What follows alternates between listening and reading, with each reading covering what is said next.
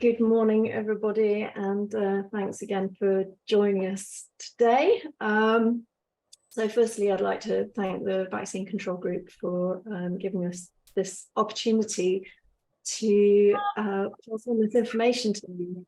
The Vaccine Control Group has been brilliant for me. I wouldn't have been able to see my dad in the care home last year if it hadn't been for the Vaccine Control Group. So I'm ever grateful for Tania and Rachel for setting it up. And yeah, it's been quite amazing for me. So I'd just like to introduce myself. My name's Tania, Wedin, and I'm one of the 3 trustees of the HOCl Trust for Hygiene and Safer Water. And together with Dr. Hugh Martin and Lord Wise of King's Lynn, we're looking forward to introducing you to what we think you will agree to be an incredibly misunderstood, underutilised, yet powerful, naturally occurring chemical. So first, a little bit about the other trustees. Hugh is a PhD in biological sciences. He has a career as a university lecturer for 38 years. He was the head of a science department, now retired, at the Royal Agricultural University, and highly experienced in application of HOCl for food and the agricultural industry, specifically in plant physiology and food preservation. And Christopher, Lord Wise, he is a PhD in crop and plant sciences. He had a career in the agrochemical industry and was followed by the National Farmers Union, where he developed the widely recognised Red Tractor certification scheme, which you will be probably aware of, highly aware of, I'd imagine. So as you'll discover, each and every one of us cannot live without HOCl.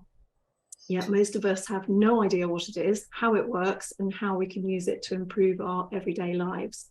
So there's such an abundance of information and resources on HOCl that there's no way that we could include or mention all of it in this short introduction. So we apologise if we don't manage to actually touch on everything. And just a little disclaimer, please note that this webinar is meant as a source of information and to trigger your curiosity and hopefully a greater understanding of HOCl. It does not constitute medical advice. Okay. So we also have a website where you can go to find all the information that we're giving you today, and hopefully a ton more information. It is a work in progress, and it will continue to be a work in progress as more evidence and research comes out about HOCl. So I'm going to share my screen now and introduce you to HOCl. So you can bear with me a second.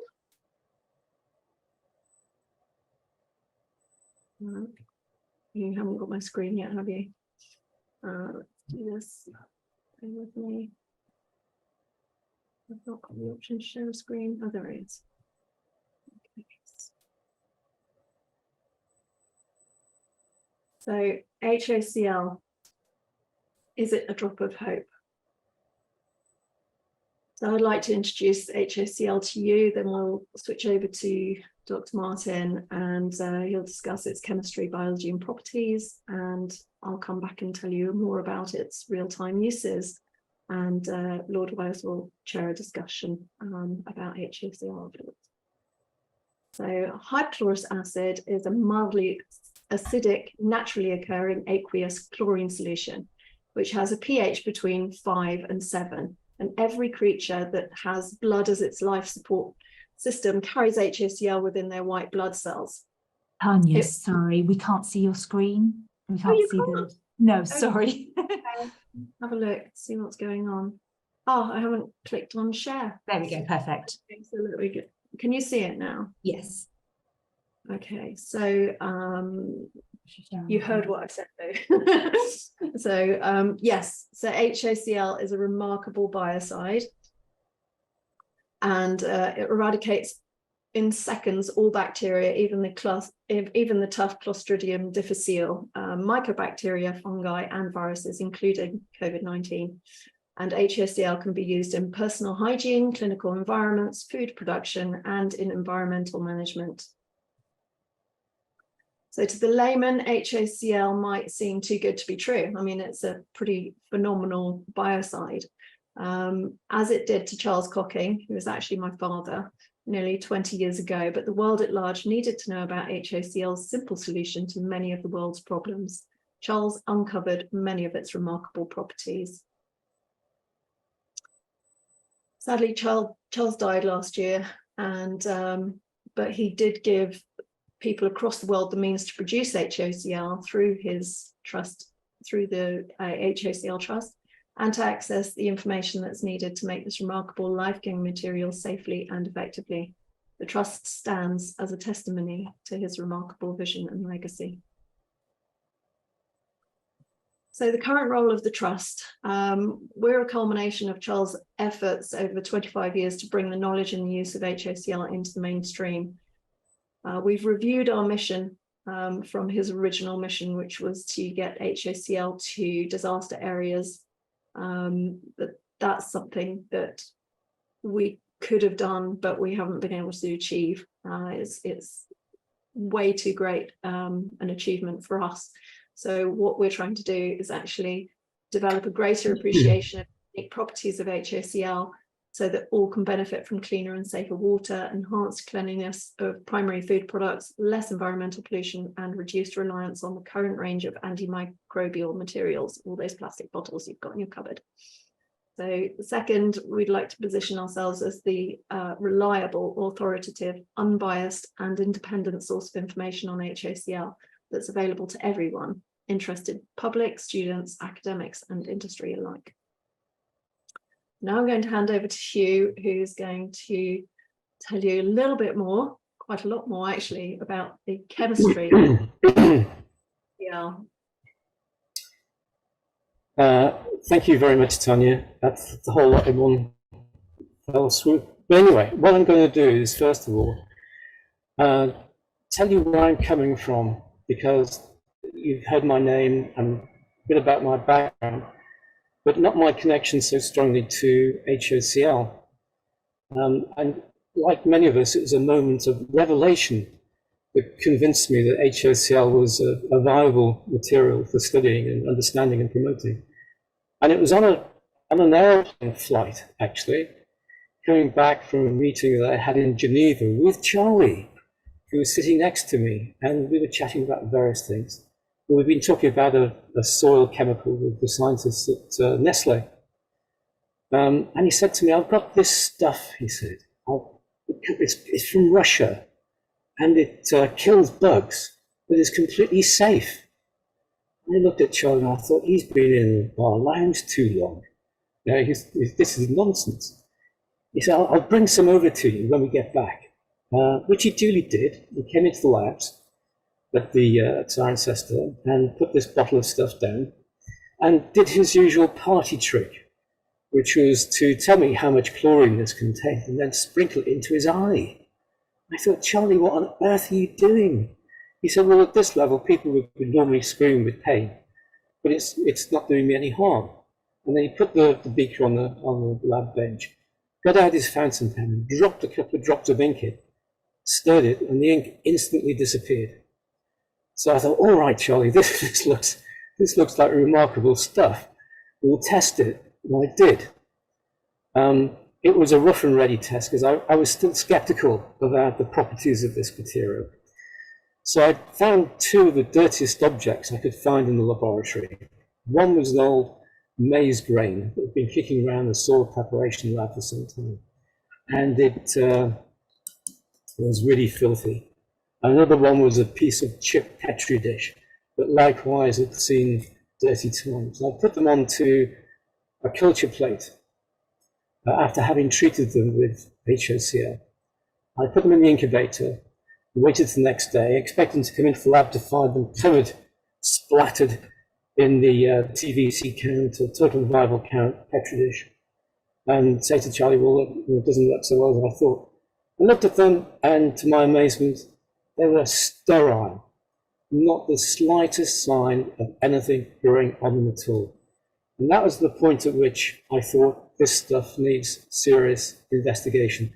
And it was the start of a 20, nearly 30-year relationship, working with Charlie, doing various projects on how HOCl works and what it can be used for. And that tailed off after a while, but then we had the pandemic and I was brought back into the frame to talk about HOCl and its potential for virus control. I'm very much a technocrat at the sort of technological end of the ideological environmental spectrum, but coming more and more to the center ground as time goes on, because I realize now that we've got a sort of seismic collision between natural chemicals and pharma, and it doesn't work out too well. So what I'm going to do, make my contribution to this meeting, in which we can discuss the greater things about HOCl at a later stage, is just give you a primer. There's nothing more than a primer on the chemistry and sort of nature of the material. I could expand it into talking about it all day. That would bore the pants off most of them. So this is just a resume of my thoughts about HOCl. Okay, can everybody see my screen okay? Yeah. Yes, we can. Okay.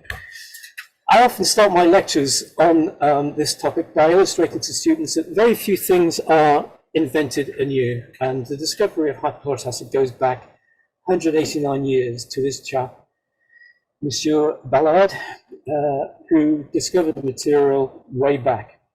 It's been around a long time, and that theme will come out as we go along.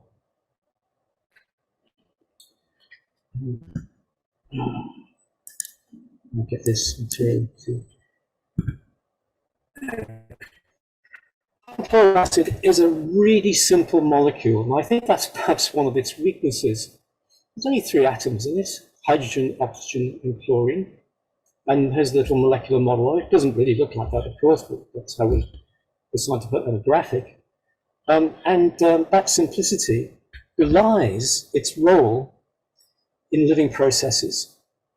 Many of the new molecules coming into use nowadays, very complex, highly designed, molecularly constructed for artificial intelligence to produce the very complex molecules which do a specific job. The other thing about hypochlorous acid that lets it down is it does a widespread range of jobs, tasks and roles within living systems. So that initial superficial simplicity is beautiful to understand, but like water, really difficult to appreciate all of its strange and unexpected properties. How do we make and how do we get to this material? Well, 3 ways in which it can be produced. First of all, we can take a simple solution of ordinary domestic bleach, which contains NaOCl, which is sodium hydroxide. Sodium hypochlorite. Sorry about that. Sodium hypochlorite. It's very alkaline, but if you add acid to it, its pH is reduced, and gradually, bit by bit, you get a reassociation into HOCl. It's a tricky business, but nevertheless we can do it that way. We can do it by electrochemical synthesis that produces HOL, often described as superoxidized water. And that was the technology that Charlie brought back largely from Russia with it, and doing huge amounts of research into these electrolytic cells to produce all sorts of industrial processes. Or the third way of producing HOCl is just buying the tablets. Buying NADCC, sodium dichlorocyanurate tablets, and place them in water, and you can have a solution in minutes.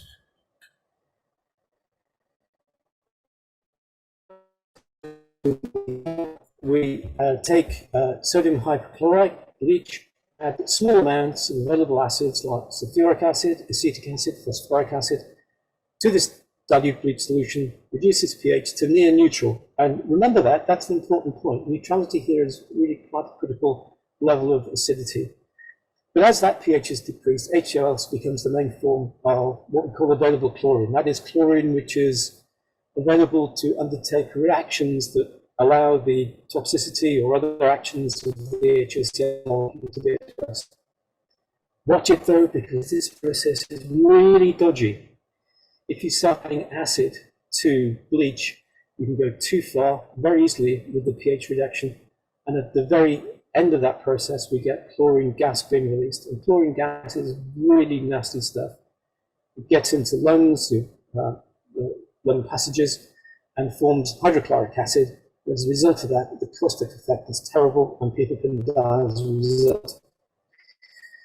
The other problem, besides the riskiness in doing this, particularly at home, is the resultant solution is very bulky and it's expensive to transport because it's a huge amount of water containing a relatively small amount of HOCl. The second way of producing HOCl is these electrochemistry, as I mentioned earlier.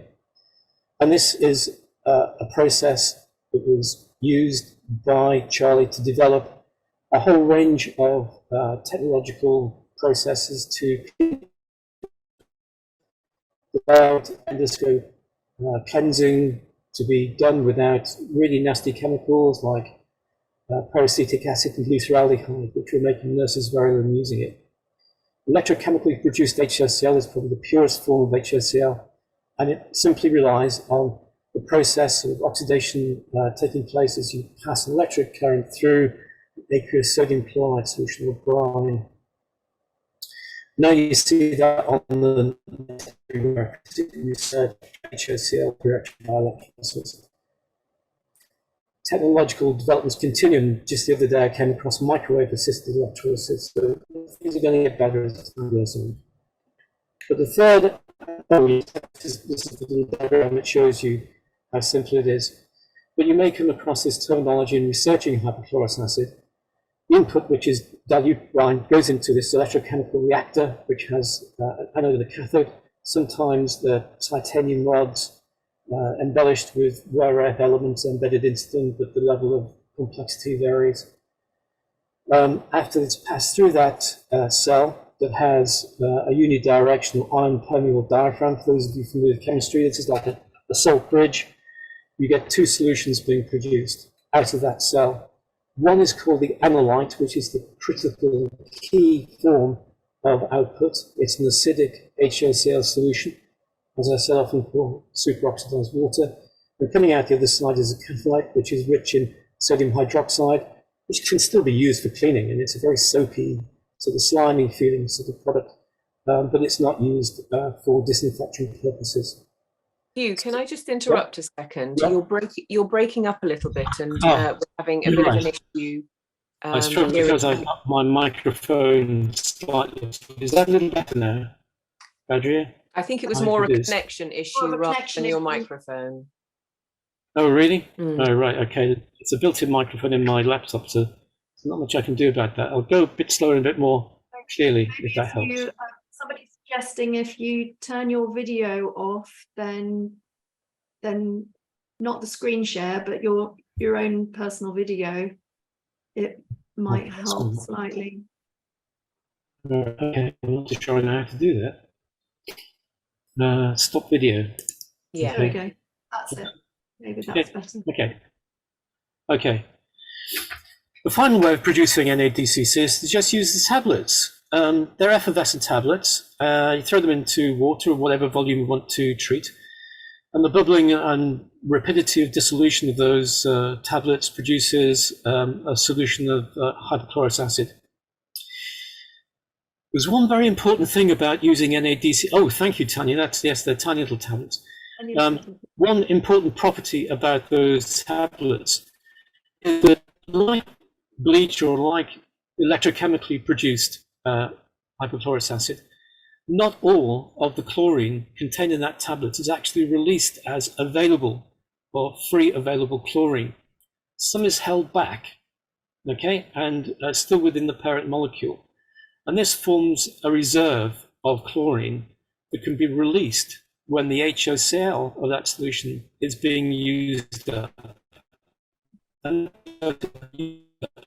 either by direct action on microbes or alternatively by being soaked up and used up by organic material dissolved or suspended in that medium. So this is a way of regulating the amount of chlorine being released according to the amount of soiling or dirty content of that water.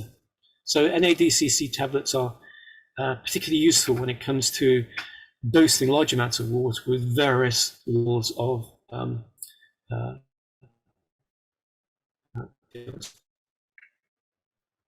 this is what NADCC looks like, and the reaction there, as you can see, upon adding with water releases HOCl, and we must take into account, though, that some of that material is held back in a reserve form.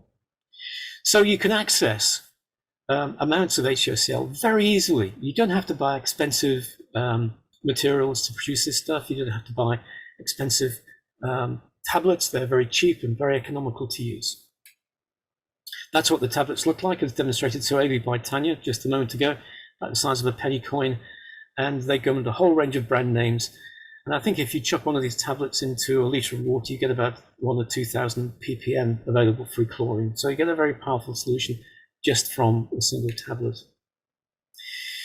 One thing about HOCl is that it can be broken down in storage. And one of the things that breaks it down in storage is exposure to light. It is light unstable.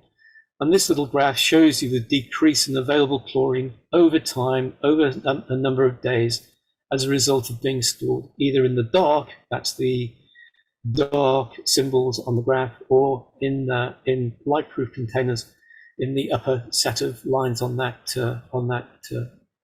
graph here. So if you're producing HOCl either from, but possibly not the bleach derived material, but from electrochemistry or from NADCC tablets, best to keep it in a light-proof bottle in the cool, and you'll have a life of 3 months or so, which gives ample time for its use in a domestic environment or for whatever other purpose you might wish to use it for. So it's usable material easily. You can use it as a spray, use it to soak things, use it on surfaces, you can gargle with it, you can do all sorts of things. Why is HOCl so good? How does it work? Well, one very important thing about HOCl is that it's what's called a neutral molecule. It has no electrical charges on it when it's intact in the HOCl form. And that means it can pass through cell membranes. It can get into cells very quickly. Get into solutions, which is OCl minus, and that minus is an electrical charge, which stops it getting through. So HOCl penetrates and gets in much more easily. Oops. Its mode of action is by what's called oxidation. The chlorine in that molecule rips off electrons and attaches onto other biological molecules. And those molecules include proteins, in which the structure of the protein is, excuse the French, is screwed up and it can't perform its function anymore. It attacks unsaturated fatty acids because they have bonds available, oxidation causing membrane damage, which means the very structure of an organism is compromised, it's disrupted. And it also attacks DNA and RNA strand as well. It fractures them, leaving subsequent protein synthesis and enzyme actions out of action as well, as long as there is enough of it taking place in the reaction.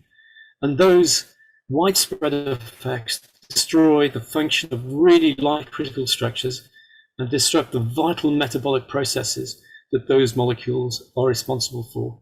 And that results in the death of exposed cells. Notice that I haven't said microbes, because this substance is potentially toxic to all cells and tissues, but it's particularly severely toxic to microbial life, because microbial life is tiny in comparison with the amounts of HOCl that they're exposed to. Microbes do have a method of avoiding oxidative damage. They produce proteins which can protect the microbe, but with the amounts of HOCl that go in when on human use, it overwhelms them and destroys their function quite quickly.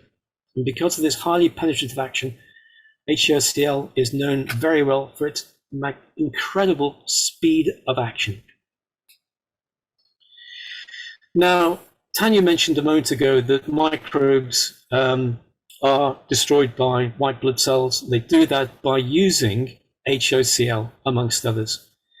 Microbes are engulfed in the blood by a white blood cell type called neutrophils. They swallow them up by a process called phagocytosis, and then in that internally bagged bacterium, let's say, another bag of destructive agents comes along, a lysosome fuses with that phagocytosed bacterium capsule, and then pumps in HOCl and also acidifies the internal chemistry of that phagolysosome, which is now called. And that results in the total destruction of the ingested, the swallowed up bacterium. The microbes annihilated, and then the residues are expelled from the cell in just a soup of broken up molecules that other cells then can wipe up the residues. I put a link in there to phagocytosis, but I shan't use that now. I'm really a little more complicated in terms of the action of HOCl, because I want to make a link between its use as a disinfectant that we can use ourselves and the internal chemistry from where it evolved. This is a series of reactions that takes basic material, molecular oxygen, and through the action of these enzymes you see here, transform it first into hydrogen peroxide, and then by the addition of chlorine into hypochlorous acid. This hypochlorous acid has now an environment which is in the phagolysosome about pH 5, which is ideal for its action, and there it destroys the bug. So HOCl has been found to eradicate virtually every bacterium that's been tested against: mycobacteria, fungi, viruses, and that includes COVID-19. It also breaks down, very good at breaking down biofilms, these bacterial cities that they're called, that occur both in humans and in equipment and machinery. And it helps in wound healing too. But I want to emphasize that HOCl is not just a disinfectant. It's an oxidative material, and oxidation has been a part of the evolution of life. And there is a very complex balance between the oxidation and the potential damage it causes, and the role of antioxidants which prevent that damage wreaking havoc within our bodies. Recently, HOCl has been identified as not only being active in destroying the bugs that get into our system, but it's also part of living processes to control changes in life stages. These are changes in the life cycle of an organism. That might be the germination of a seed, or perhaps the hatching of an egg. And those events which transform the nature of the organism, its physical and chemical constituents, its biochemistry and the like, are often signaled by a release of oxidant materials, of which HOCl plays its part. HOCl is produced also amongst those what we call reactive oxidative species in response to stress, maybe environmental or biological, or disease. It's part of what's called an oxidative burst in response to pathogen infection and environmental stress. And this point I'm making here is really important to me. In health, oxidation by these reactive oxidation species like HOCl have to be balanced with a process of reduction. And we all know the health benefits of things like taurine in Red Bull, lycopene, melatonin, ascorbic acid, and beta-carotene. These are all antioxidants. And in health, there's a requirement for a balance between these reactive oxidation species and the protective antioxidant systems that go with them in a form of homeostasis or leveling out according to the life of the individual. And HOCl is there as a fundamental part of that balance. So it acts not only as a disinfectant, it acts to regulate the life of the organism. And I think that's coming out in research now very powerfully, the signaling characteristics of HOCl and its role in regulating life processes. If you don't have HOCl, sorry for the shocking photograph here, as often occurs in genetic diseases like chronic granulomatous disease, people with oxidase defective genes, where NADPH oxidase here is missing, suffer terribly, and Mandura foot is caused by the absence of HOCl. So that's just evidence for it being an intrinsic part of our life and defensive process of this remarkable molecule. I think we're only at the beginning of understanding the roles of HOCl in life. More and more research is being publicized now to underpin that huge importance that HOCl plays in life processes. I could at this stage go into a whole gamut of evidence to show that HOCl kills everything very quickly, but it's summarized at its very first evaluation by Joe Selkin of Oxford University. Very nice chap, real gentleman, who was testing this initially for Charlie and had the same revelatory experience that I did. He said, "Mr. Cocking, what is this stuff you've given me? It's killing bugs faster than we can count." Well, of course it does, because it's a remarkable material. And now, after very extensive testing, it's been evaluated against the complete range of relevant testing regimes and exceeded the required performance in all cases. So there's massive amounts of evidence for its action there. Now I go back to this popular misconception that bleach, sodium hypochlorite and hypochlorous acid are superficially similar molecules. They are, because they both contain chlorine and oxygen. They might be assumed to have the same properties. This is certainly not the case. While bleach is widely used to disinfect, the most common form used is sodium hypochlorite, which is usually found in household products, 5 and 10%, highly alkaline. Highly alkaline, that's irritating to the eye, skin, and lungs. And of course, that's what I expected Charlie to suffer from when he first splashed it in his eye. It can leave a residue and is corrosive to some metal, so it's quite a different product to HOCl. HOCl has a very temporary mild chlorine smell that dissipates quickly. It's hypoallergenic and completely safe. And most importantly, it's more reactive with organic materials. There's a little summary table here. The only thing I would point out from its benefits in terms of corrosiveness is sometimes clouded by residues of sodium chloride, which remain in electrolytically produced HOCl and can cause a bit of corrosion if metals that are susceptible to it are exposed to it for a longer period. But the message is, I suppose this is an incredibly biologically active material. It kills microbes extremely effectively. It doesn't harm humans because we have defenses against it, and that helped us tremendously. As far as toxicity is concerned, I suppose exposure will take place to humans, but in comparison with sodium hypochlorite, NaBCC derived solutions used for cleansing produce lower airborne chlorine and far lower than bleach. And when people have undergone deliberate ingestion, people have survived NaDCC derived HOCl poisoning because it's so less damaging. We have protective mucus and cells in our body which are not so predisposed towards instant effects. So let me finish this rather long diatribe by saying that a number of boxes are ticked perfectly by HOCl. It's got a very high level of microbial control, including otherwise quite difficult to destroy prions, which otherwise need heat and ridiculously high pressures. It acts very quickly, fastest acting disinfectant you can find. It's cheap and easy to make, readily available, easily stored. It's easily applied and utilized. There are no harmful residues or metabolites coming from it. If you pick the right stuff, not a sort of branded product, there are no solvents or detergents in it to complicate the toxicology of the material. It's been proven to be safe on food. In the United States, it's cleared for spraying on fresh vegetables at 60 ppm. In medical use, there's been no acute or long-term adverse effects from the material, and there is no harm or released into wastewater. There are no ecotoxicity issues at all. So it's got the greenest label you can stick on it.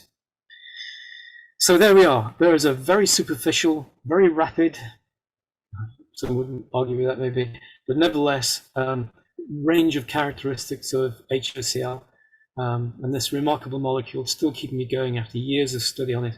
I remain continuously fascinated by the research publications that are coming out relating to treatment of viral diseases, and oncology research is now adopting HOCl as a potential major player too. So This is just the beginning of HOCl science, I think. Okay, I hand over now to Chris, who will talk about, no, sorry, Tania again, to talk about the applications of HOCl. Thank you so Thanks for your much, Hugh. patience. I've known about HOCl for a long time. I was basically the office runaround when Dad first got involved with it years ago, in the early 90s, I think it was, and well, mid to late 90s. And he and my brother were both involved in getting HOCl, you know, the Sterilox systems into the NHS, and they were replacing glutaraldehyde, which I think Hugh mentioned earlier. And so I was running around doing all the office admin and things like that. So a lot of information was sort of filtering down through my brain, but never have I sat down and done an actual microbiology type lesson, which you've just delivered for me. So thank you for that. I've always been aware of its properties, but never really understood it fully. Still don't, and still probably never will. But yeah, I'm very grateful to you for that. I hope everybody managed to sort of keep up with that as well. Beautifully presented, thank you. So I'm going to share my screen again now, and let's see where we go from here. So yeah, HOCl has many uses, as Hugh's already alluded to, disinfection being probably the main one, and water purification also. It is recognised by the WHO as NADCC is recognised by the WHO for water purification around the world. So disinfection, it's used in medical settings, human and animal health treatment. I think there's somebody on the chat who's mentioned that she was using an animal directed product during the COVID scan. And yeah, so there are pet treatments and things out there. Myself, I've used it for my cat who had ear infections. She was actually really debilitated with an ear infection that I hadn't really noticed. We'd just moved house and I wasn't really paying attention, and her very strange behavior of sort of crawling along the floor, not wanting to move. She was in, you know, not wanting to eat, not wanting to get up and drink. This went on for about a day before I realized that it might be ear related. So balance, she was really struggling to go upstairs and things. So I got the HOCl, put some in a dropper bottle, and put some in her ears, both her ears, quite strong. I think I used probably around 500 ppm, which is considerably, you know, very strong. And within about an hour or two, she was up and about and doing things again. I mean, it literally nailed whatever it was in her ears that were causing her problems. So that's just one type of application. So in terms of disinfection, there's fogging as well, which is creating a sort of mist and misting rooms that then can get onto any sort of airborne issues and onto surfaces. So let's just move on a little bit, and then we've got the COVID-19, the NHS and the government. That's what I'll be talking about too, in our experiences with that. So, right, so medical uses, it was first reported in 1915, and they were basically using it for wound treatment, and J. Lorraine Smith was the first person to really highlight HOCl on this use. And then the next year they were starting to use it in surgery as well, under the brand name of HOCl. So in 1915 they first began to use a 0.5% hypochlorous acid as an antiseptic, and they were using it for wounds during the war. So we've also mentioned that it is useful against COVID-19 during I think it was 2020 or 2021? I think it was 2020. They did this study called the Klima study in Mexico, but basically they took patients who were being treated, both sets of patients, the control group and the study group, were being given normal protocols for treating their COVID-19. I think they were all ambulatory patients, so they weren't ill in bed, as it were. They were not that ill when they were first treated, and they were all outside of the hospital. And then, but the experimental group, the study group, were given a nebulized form, which is an inhalation of the fine droplets of HOCl, and then increasingly intravenous delivery as well. But the ones without the HOCl care, they had deteriorated, 31% of them deteriorated and were hospitalized. Only 11 of the experimental group required hospital care at a later date, and 13% of the control group died, sadly, but no deaths were seen in the experimental group, and they did report that they recovered a lot more quickly. So that's just one example of HOCl being used for COVID-19. Sadly, it's not something that is widely recognised. And water purification, many years ago, 1998 actually, my father was in touch with a chap called Dr. Colton Evans, who worked out in Lima in Peru, and he was invited to go over there, and they did a study to have a look at the potable water. A lot of the water over in Peru is contaminated with typhoid and cholera and other waterborne diseases, and they did lab tests, but they also did tests out in the field, and they found that just I think it was a 2% solution of HOCl actually caused, just killed everything and made the water potable, and really very quickly. And I remember my dad telling me that he demonstrated once. He got a glass of water and some cow slurry, and he put the cow slurry in the water, mixed it all up, put a couple of drops of HOCl in it, and then demonstrated how safe it was by drinking it. I did my own experiment with Dad when he first launched the trust, actually, and there is a video of that on the website, on the history of the HOCl trust. Right at the bottom, there's a little video of Dad introducing his idea for the trust, and also we went out onto the meadow. It was a very cold day, and I took a glass of water from the meadow water that was just around, and this is the meadow in Oxford, and there's cattle and there's horses and no idea what was in the water, but we just put, I think it was 5 milliliters of HOCl into a large glass, and you'll see me there standing drinking the really murky, very, very cold water, so it took a while to drink.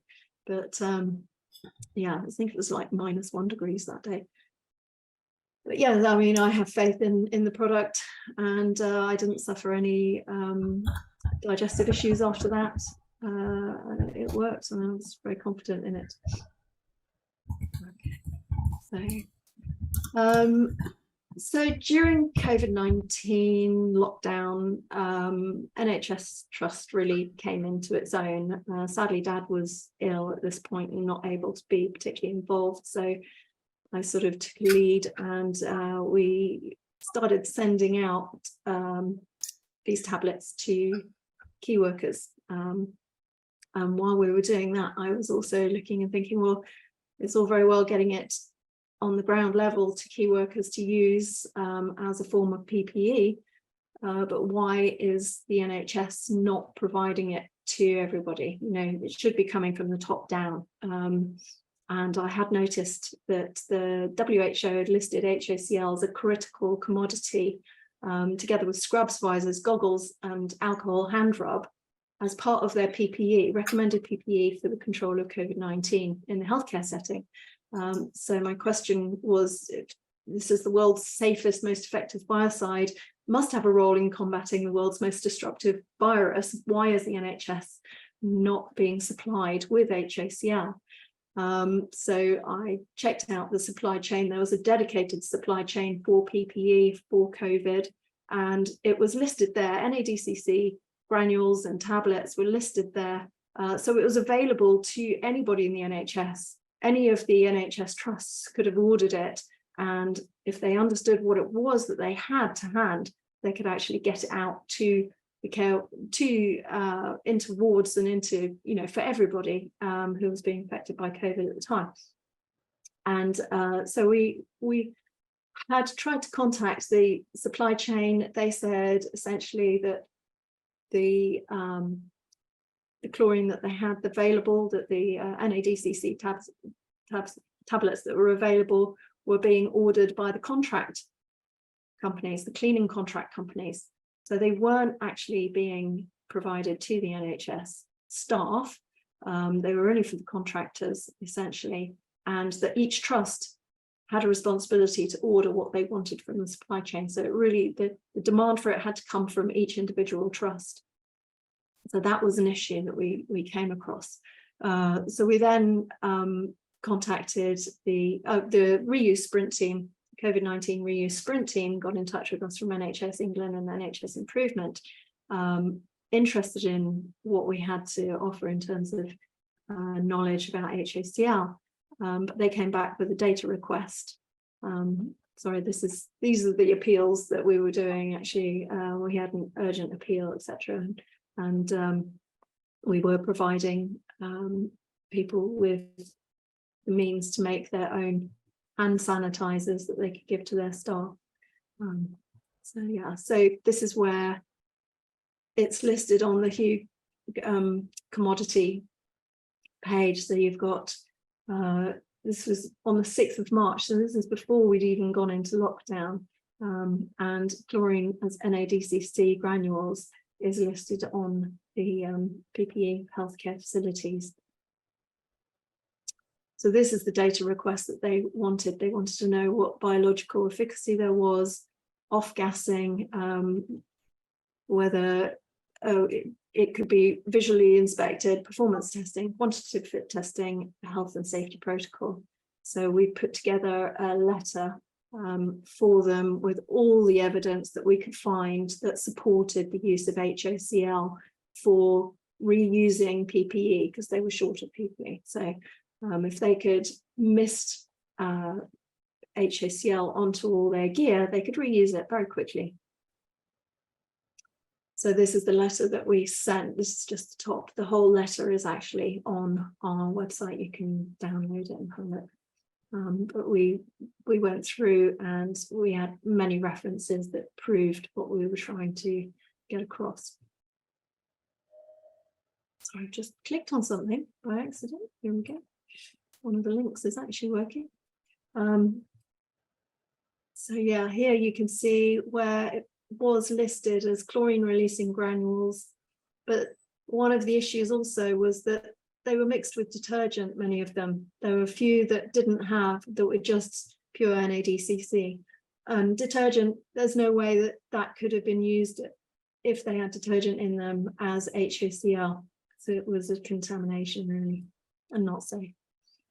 So we were passed from pillar to post. We started, I think, in early June, contacting the NHS, and we ended up not getting a response until this was November, where they basically said, oh yeah, you know what, you need to go to the health and safety executive. So, you know, we had many conversations, a lot of toing and froing, and then eventually senior policy advisor comes back and says, oh no, you need to go to the health and safety executive. There's no way that we can make this kind of decision. So this is just shortly before the vaccine rollout, obviously, and we now know that much of this, you know, delay and not really committing to anything really useful was because they were going to give all the credit to the vaccines. So we did actually manage to get some an article out. We had I don't know if anybody would have seen this. It was in the Daily Mail. Spray that costs pennies and kills viruses instantly could be a simple, cheap solution to Britain's COVID nightmare. the scientists ask why we're not already using it. Many of the industry representatives for HOCl had contacted us and said, I don't know if you're getting anywhere, but we're getting nowhere with the NHS, we're getting nowhere with government. And just one of the comments on this article highlights exactly what the industry players were really, dealing with. So this chap, basically, they'd been in touch with the Cabinet Office, NHS procurement, everybody, and they'd not got anywhere. So yeah, somebody else says time for heads to roll at the NHS top tier. So it was at that point that things had dawned on me personally, and I realized, even sort of when they started talking about having a vaccine and this rush to get a vaccine, I knew exactly, the light bulb moment went on, and I was like, it's nothing to do with actually helping anybody. It's all about big pharma and the vaccine, and that's what it's going to be. And I did a little bit more digging, and from this 2005 white paper, it just basically sums it all up. This was the Health Committee, Commons Health Committee, and they were looking at the influence of pharmaceutical industry on healthcare system, essentially. And one of the comments that was written was, the Secretary of State for Health cannot serve two masters. The department seems unable to prioritise the interests of patients and public health over the interests of the pharmaceutical industry. We therefore recommend that sponsorship of the industry pass from the Department of Health to the Department of Trade and Industry. And of course, that was rejected. There is another document that I have found that is the response to all the recommendations, and nothing has changed. So I think that's the end of my presentation, and I'm going to be handing over now to Christopher. Good morning, everybody. Thank you very much, Tania. Can you all hear me nicely? Yeah. Oh, that's grand. That's grand. I've known Hugh for many years, and when the industry was struggling, they came up with the idea of perhaps certification or assurance would be a means by which they could make some headway. And Hugh knew that was one of my fortes, and over a hydraulic lunch, he convinced me to get involved. That sort of coincided actually with Charlie's final illness, and it became necessary for the trust to have another trustee, and the pair of them managed to con me into taking it on, because in the UK you need 3 trustees for a trust. So I took over from Charlie in that particular role. Anyway, I'm now hooked, and my particular skill set pales into insignificance compared to the other two, but I tried to provide a sounding board for it all. And why isn't this compound making greater progress worldwide? And really, it's a dilemma. We've had a look at the efficiency and what is it capable of achieving, but it's really an issue that large industry will not adopt it because they can't patent it. There are stability issues, which means that if you make a product, it's difficult to get a shelf life that is commercially acceptable, but there are ways to get around that. But it does involve effort, and that's possibly where industry loses enthusiasm. This is big industry. There are smaller companies that produce the equipment that can make electrolytically HOCl on site, and that's being used in hospitals. And one of its principal uses is actually sterilizing endoscopes, for rectal examination and so on. So there is proof within the industry that it will work, but it's not used widespreadly enough. There is more research going on at the moment. It's leading to wider uses. Dentistry has suddenly caught on to it. Wound treatment is already being looked at worldwide. But there's this reticence and confusion all the time. And it's not helped by regulators. And I think we managed to see that. So let's just go to my screen save, which is here, isn't it?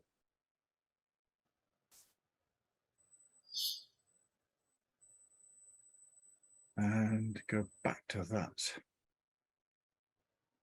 slide. Should I go to from current slide? Yeah.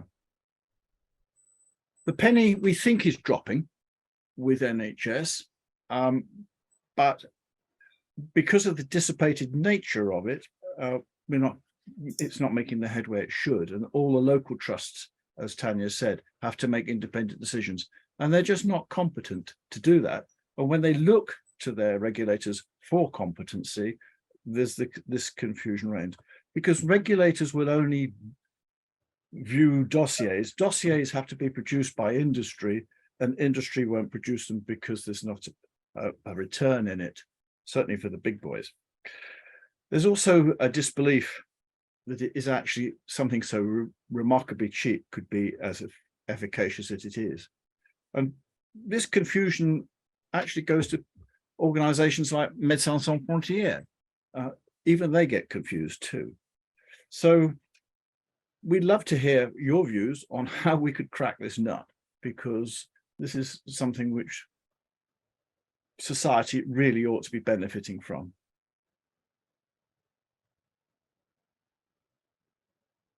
How do I move it down to the next slide? Yeah. So we've had a quick look again at history, its properties. We've outlined to you the reticence and confusion. We've outlined to you the frustrations and the dilemma, but there is a little bit of light at the tunnel, and it's beginning to glow brighter and brighter. So I think really now's the time to stop from our point of view and offer it open to the rest of you to put your questions, because I'm sure they've been stored up and are gnawing away in your head. So just as a little sales pitch, we do have some surplus stock of the NADC tablets, which we're selling off. So go to the website and you can order from us. And whilst we've still got the material, you're most welcome to have it. So is there a drop of hope out there? Well, we certainly believe, the three of us certainly believe there is, and society is beginning to get the hang of it. And particularly, we want to thank you all for joining us today.